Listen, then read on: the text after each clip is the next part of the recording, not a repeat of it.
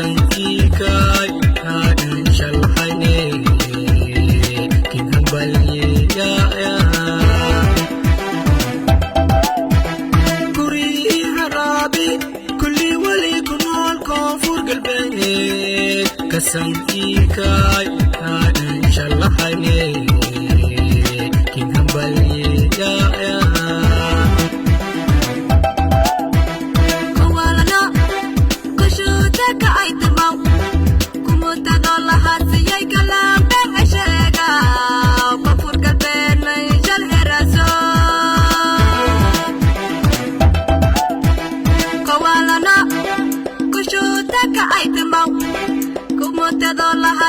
Kalam ben ashega kofur kalben may sharhera